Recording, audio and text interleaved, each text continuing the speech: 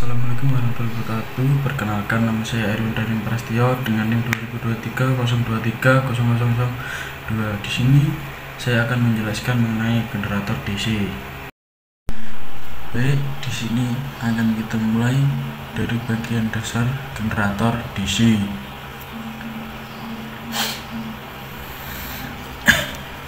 Seperti yang Anda lihat, konfigurasi generator DC cukup sederhana. Starter adalah bagian tetap dari generator DC. Starter terdiri dari magnet permanen, dua diantaranya kutub utara dan selatan, yang ditempatkan pas mengelilingi rotor. Fungsi utama starter adalah menyediakan medan magnet yang melaluinya rotor atau kumparan jangkar diputar. Loop jangkar umumnya ditempatkan pada slot inti jangkar. Kumparan jangkar dibentuk dengan menghubungkan beberapa loop secara seri. Belitan jangkar dibentuk dengan menghubungkan beberapa kumparan secara seri. Loop jangkar memotong medan magnet yang menyebabkan gaya gerak elektro diinduksi di dalamnya.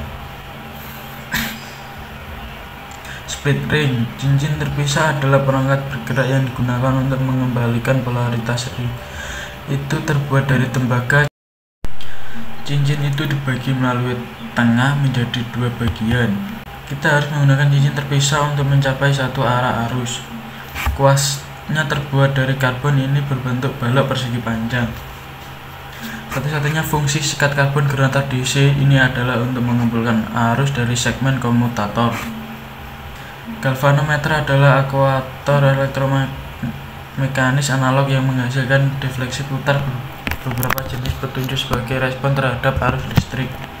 Jadi, bagaimana cara kerja generator DC? Pertama, kita tidak ingin arah arus berubah, kita ingin arah arus tetap sama sepanjang waktu. Katakanlah ke arah ini. Jadi, bagaimana kita melakukannya? Sekarang, untuk memastikan bahwa arah arus tetap sama, yang kita butuhkan adalah sikat-sikat ini terus-menerus mengubah kontak antara kabel-kabel ini untuk setiap setengah putaran. Jadi kalau arus mengalir seperti ini pada posisi ini, sikat ini harus disambungkan ke kawat ini. Arus mengalir seperti ini dan keluar.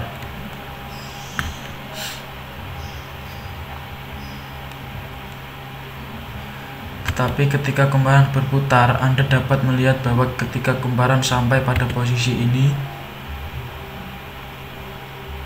arah arus akan berubah. Kalau kita ingin menjaga arah arus tetap searah, kita harus sikat ini akan bersentuhan dengan kawat ini kan. Dan kemudian ketika kumparan sampai pada posisi ini, lagi-lagi arah arus berubah. Dan sekali lagi ketika ingin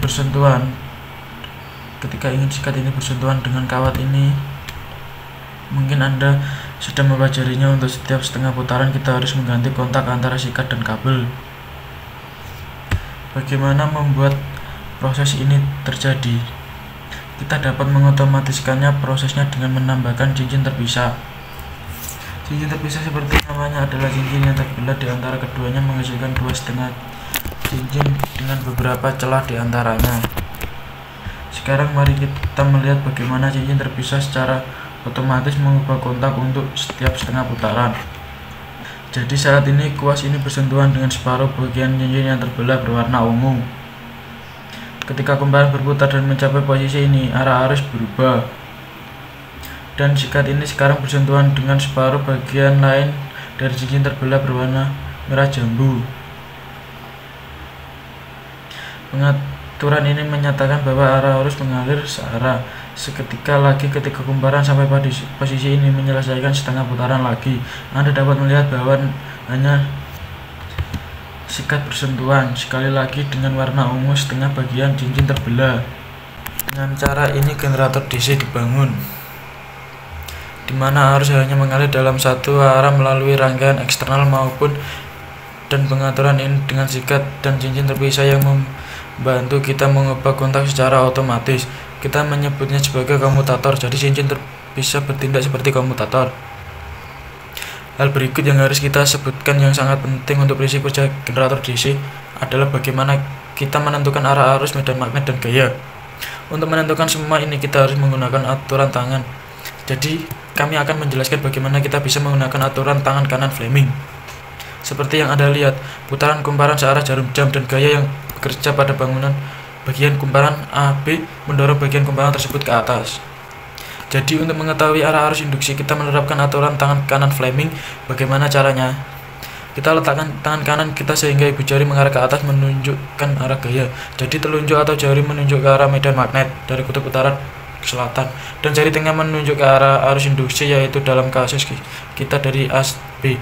Demikian pula untuk mencari arus induksi pada bagian kumparan CD, kita kembali menggunakan aturan tangan kanan Fleming. Jadi putaran kumparan searah jarum jam dan gaya yang bekerja pada bagian kumparan CD mendorong bagian komutator tersebut ke bawah. Ibu jari menunjuk ke bawah untuk menunjukkan arah gaya. Jadi telunjuk atau jari menunjuk ke arah medan magnet dari kutub utara ke selatan, dan jari tengah menunjuk ke arah arus induksi, yaitu dalam hal ini dari C ke D. Jadi untuk menyimpulkan arus induksi ikuti jalur ABCD kumparan. Efek dari komutator cincin terpisah pada generator DC adalah untuk memastikan bahwa EMF induksi selalu dalam satu arah. Kita dapat melihat bahwa dalam grafik ini di mana V mewakili sejumlah EMF induksi dan T mewakili waktu. Anda akan melihat dalam grafik bagaimana gelombang sin berubah seiring dengan kecepatan putaran kumparan. Kumparan dalam hal ini memiliki putaran searah jarum jam. Anda dapat melihat contoh bagaimana gelombang sin berubah seiring kecepatan putaran kumparan. Ketika kumparan berputar melawan arus jarum jam, sekali lagi peningkatan kecepatan putaran kumparan meningkat jumlah EMF induksi. Dalam hal ini EMF induksi mempunyai tanda negatif.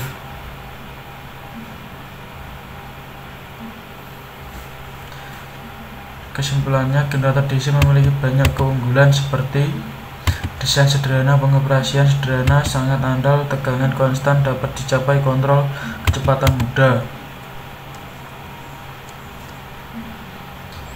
Selain itu, generator DC juga ditambahkan dalam banyak aplikasi seperti booster, peralatan las untuk mengisi baterai di tata surya dalam keadaan darurat di rumah dan kantor.